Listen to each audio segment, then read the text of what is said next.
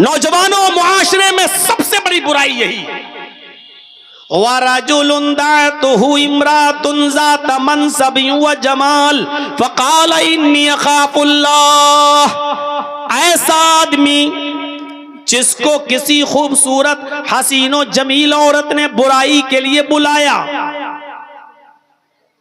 ज़ात मनसबिन शरीफ घर की, व जमाल और खूबसूरत। बदचलन औरतों के बारे में बात नहीं हो रही है, बाजारू औरतें, पेशावर औरतें, जिस्म फरोश औरतें, उनके बारे में बात नहीं हो रही। आपके इलाके की, आपके गांव की कोई शरीफ घर की औरत, ज़ात मनसबिन, हस्ब नसब वाली बेहतरीन शरीफ घराने की लड़की, व जमाल और खूबसूरत औरत, अगर वो आपको बुलाती है कि आओ चलो हमारे साथ ये काम कर लो, ज़ात मनसब, पैसे वाली, दौलत वाली, यानी वो आपको पैसा भी दे रही है, वो आपको मौका भी दे रही है, वो आपको तन्हाई में भी ले जा रही है, उसके पास सारे इंतजाम है। वो कह रही है कि मेरा रूम अलग है, मैं पैसा भी दूंगी, मेरे साथ रहो, मेरे साथ खाओ, मैं खाना भी दूंगी, और मेरे साथ तुम गलत काम करोगे मैं तुम्हें इसकी उजरत भी दूंगी, और खूबसूरत भी है। ज़ात मनसबिन, यानी ऐसी औरत ने आपको बुलाया जो खुद अमीर है, जो खुद शरीफ है, जो खुद पैसे वाली है, और जो खुद बहुत ऊंचे घराने की है, और खूबसूरत और हसीन और जमील है। आपके पास कुछ नहीं लेकिन वो आपको दावत दे रही है, आपके पास मौका नहीं लेकिन वो मौका दे रही है, आपके पास तन्हाई की जगह नहीं लेकिन वो आपको तन्हाई की जगह दे रही है। ये सब कुछ होने के बाद फिर आपने ऐसी खूबसूरत, ऐसी हसीन और जमील, और ऐसी जात और मनसब और हसब और नसब वाली और ऐसी शरीफ औरत को देखकर कहा, हट हट चल भाग यहां से, इन्नी अखाफुल्लाह, मेरा रब मुझे देख रहा है, मैं अल्लाह से डरता हूं, मैं तेरे करीब नहीं जा सकता, मैं ये गलत काम नहीं कर सकता। ऐसी औरत की दावत का इनकार करने वाला और ऐसी औरत के दिल और इरादे को पूरा न करने वाला शख्स अल्लाह के अर्श के साए में होगा, अल्लाह के अर्श के साए में होगा। इमाम इब्ने सीरीन का नाम सुने, बहुत बड़े बुजुर्ग गुजरे हैं, बहुत खूबसूरत थे, बहुत हसीन और जमील थे। ये जिस बस्ती में रहते थे बज़ाज़ी का काम करते थे, कपड़े की गठरी को सर पे लाद कर गली गली मोहल्ले मोहल्ले में जाकर बेचा करते थे, और किसी मस्जिद के इमाम भी थे, लेकर गली गली बेचा करते थे। उस इलाके में एक अमीर ज़ादी बेवा औरत रहती थी, उसका शौहर मर चुका था, उसकी काफी लौंडियां थी, बांदियां थी, खादिमा थी, यानी बहुत पैसे वाली थी, बहुत अमीर थी, अमीर ज़ादी, अमीर की बेटी थी वो, लेकिन उसका शौहर मर गया था, और वो अपनी बांदियों, अपनी नौकरानियों के जरिए गांव में, मोहल्ले में और आसपास के इलाके में ऐसे नौजवानों को तलाश करवाती थी अपनी नौकरानियों से कि कोई खूबसूरत नौजवान मिले तो उसको हमारे पास लेकर आओ, और वो उनके साथ गलत काम करती थी।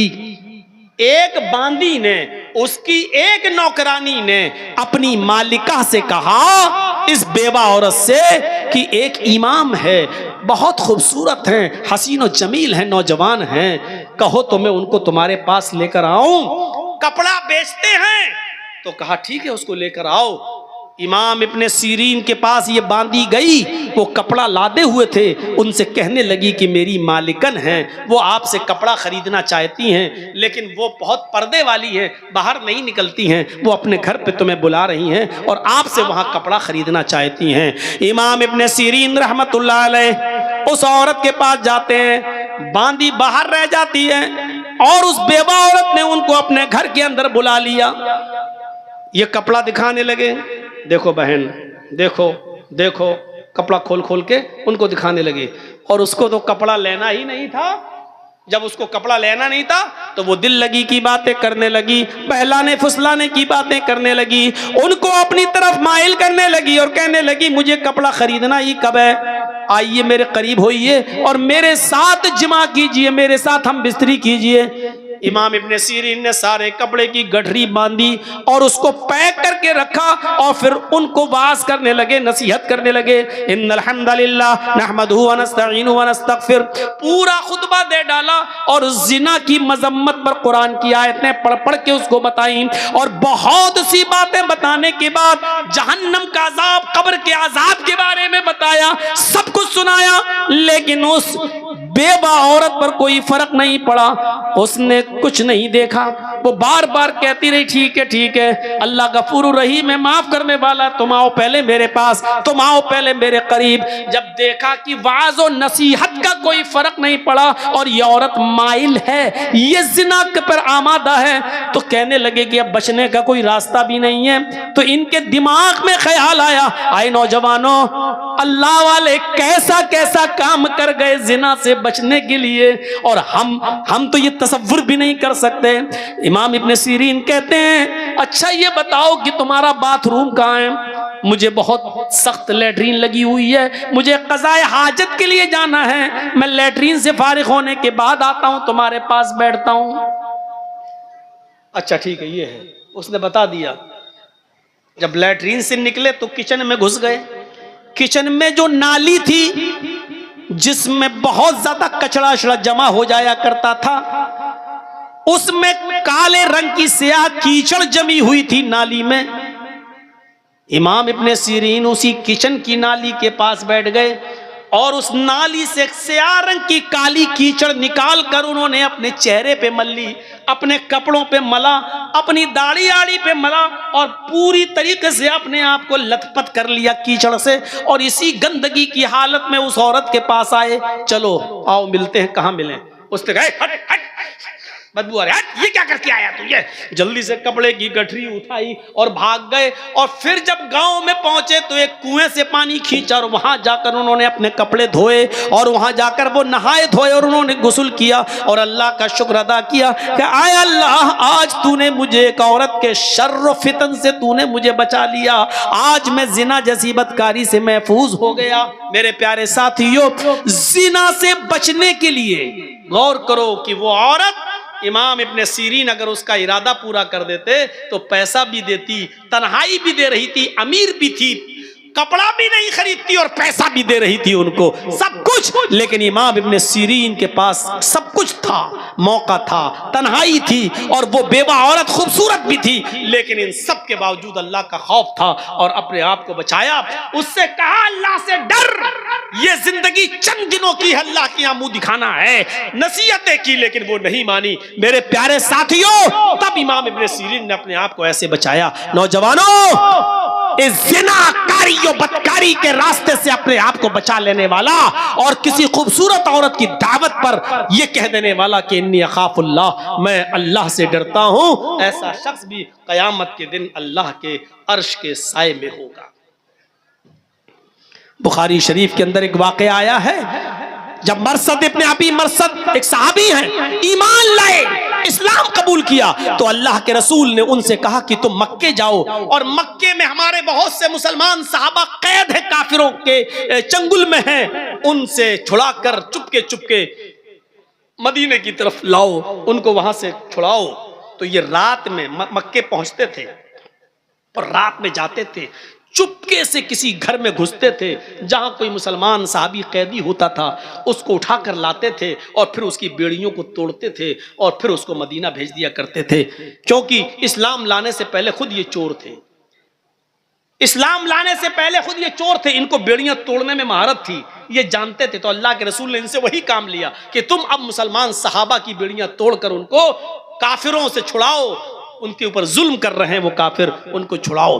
तो एक दिन ये मक्के के अंदर पहुंच गए और उसी जगह चले गए जहां मुसलमान साहबा कैद थे।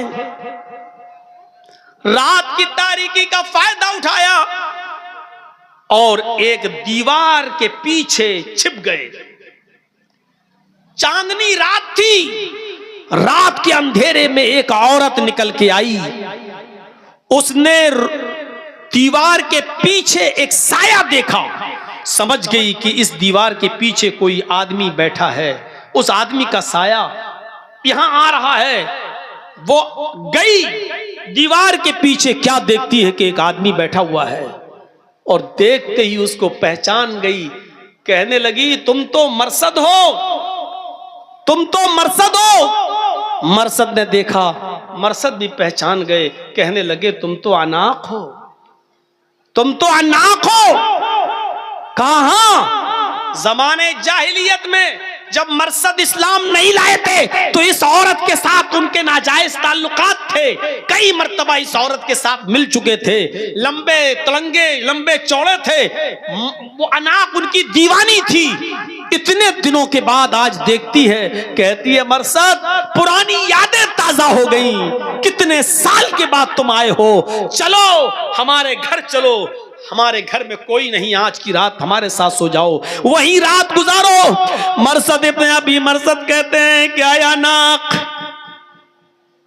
अब इन हाथों ने मोहम्मदुर रसूलुल्लाह के हाथों को छू लिया है। ये हाथ मोहम्मदुर रसूलुल्लाह से टच हो चुके हैं। इन हाथों ने मोहम्मदुर रसूलुल्लाह से मुसाफा कर लिया है। आया नाक, अब हराम औरत की तरफ मैं हाथ नहीं बढ़ा सकता। आया नाक, बेहतर है कि तुम चली जाओ।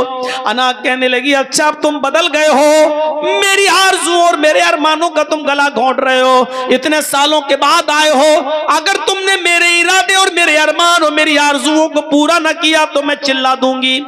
मरसद इब्न अबी मरसद कहते हैं कि कुछ भी करो, लेकिन अब मैं तुम्हारे साथ जिना नहीं कर सकता है। मैं मुहम्मदुर रसूलुल्लाह सल्लल्लाहु अलैहि वसल्लम, इन आंखों ने मुहम्मदुर रसूलुल्लाह का दीदार कर लिया है। अब ये हराम चीज की तरफ उठेगी भी नहीं हमारी नजरें। अनाक कहती है आए खेमे वालों उठो, आए गांव वाले उठो, एक आदमी आया है तुम्हारे कैदियों को चुरा रहा है, तुम्हारे कैदियों को उठाकर ले जा रहा है। अनाक की आवाज सुनकर मोहल्ले वाले और गांव वाले उठने लगे, दौड़ने लगे। मरसद इब्न अबी मरसद ने जब उनको आता हुआ देखा तो वो भाग गए, एक पहाड़ की तरफ चले गए, और पहाड़ के ऊपर चढ़ने के बाद उनको एक गार नजर आई तो वो पहाड़ से नीचे उतरकर उस गार के अंदर छिप गए। वो लोग पहाड़ के ऊपर तक आए, उनको गार का दरवाजा नहीं दिखाई दिया। उन्होंने, गांव वालों ने उस पहाड़ के ऊपर खड़े होकर पेशाब भी किया। मरसद इब्न अबी मरसद कहते हैं, बुखारी की रिवायत है, वो पेशाब कर रहे थे और उनका पेशाब हमारे सर पर आ रहा था। वो पेशाब कर रहे थे और उनका पेशाब हमारे सर पर गिर रहा था, लेकिन मैं टसमस नहीं कर रहा था। अगर मैं थोड़ा बहुत हिलता तो वो मुझे पहचान लेते और देख लेते। मैं ऐसे ही छुपा रहा, यहां तक कि कुछ देर के बाद वो सब चले गए। रात काफी हो गई और वो सब चले गए। अनाक भी चली गई ये सोचकर कि अब तो मरसद इब्न अबी मरसद भाग गया है। फिर थोड़ी देर के बाद मैं गार से निकला और फिर मैं अपने काम में लग गया। इसके बावजूद मैंने एक आदमी को उठाया, उसको अपने कांधों पर लादा, लेकिन वो बहुत भारी आदमी था, हम उसको लेके चल नहीं पा रहे थे। वो बार बार उसको उठाते और वो मुझे थका देता। थोड़ी देर के बाद हम जब उसके गांव से बाहर निकले तो मैंने उसकी पैरों की बेड़ियां तोड़ी और उसके हाथों की बेड़ियां तोड़ी और उसको लेकर अल्लाह के नबी के पास आया। अल्लाह के नबी मुहम्मद रसूलुल्लाह को पूरा वाकया सुनाया। अय अल्लाह के नबी सल्लल्लाहु अलैहि वसल्लम, ऐसा ऐसा मामला है, अनाक हमारी पुरानी दोस्त है, उससे हमारे जमाने जाहिलियत में बड़े अच्छे ताल्लुकात थे, उसके साथ मैं जिना भी कर चुका हूं, उसके साथ मेरा उठना बैठना सब कुछ था, उसके घर पे रहता था। अय अल्लाह के नबी, क्या इस्लाम लाने के बाद मैं उससे निकाह कर सकता हूं? क्या मैं उसको अपनी बीवी बना सकता हूं? आप इजाजत दीजिए कि मैं अनाक को अपनी बीवी बना लूं। अल्लाह के नबी सल्लल्लाहु अलैहि वसल्लम खामोश रहे कि आए मरसद इंतजार करो, अल्लाह रब्बुल आलमीन की तरफ से अगर कोई हुक्म होता तो मैं तुम्हें बताता हूं कि तुम अनाक से निकाह कर सकते हो या नहीं निकाह कर सकते हो। यहां तक कि अल्लाह रब्बुल आलमीन ने कुरान में यह आयत नाजिल फरमा दी कि अज़ानी ला यनकिहु इल्ला ज़ानियतन औ मुशरिकतन, कोई जानी किसी जानिया ही से निकाह कर सकता है और किसी मुशरिका से ही, और कोई जानिया औरत किसी जानी मर्द से ही निकाह कर सकती है, या जानी या मुशरिक मर्द से निकाह कर सकती है। आए मरसद तुम ईमान ला चुके हो, तुम मोमिन हो चुके हो, और किसी मोमिन के लिए जायज नहीं है कि किसी जानिया और बदचलन औरत से, किसी जानिया और मुशरिका से निकाह करे। लिहाजा अल्लाह ताला ने तुम्हें अनाक के साथ निकाह करने से मना कर दिया है। तुम अनाक को अपनी बीवी नहीं बना सकते हो। मेरे प्यारे साथियों, गौर करो किस तरीके से अपने आप को जिना से बचाया।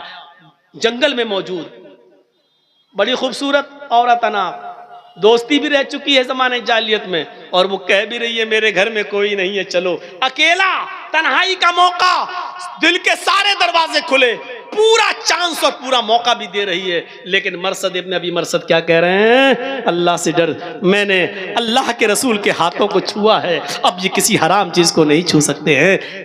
ये लोग अल्लाह के अर्श के साए में होंगे। लिहाजा वो नौजवान, वो आदमी जिसको किसी खूबसूरत लड़की ने बुराई के लिए बुलाया और उसने ये कह दिया कि मैं अल्लाह से डरता हूँ, इन्नी अखाफुल्लाह, तो ऐसा शख्स भी क़यामत के दिन अल्लाह के अर्श के साए में होगा।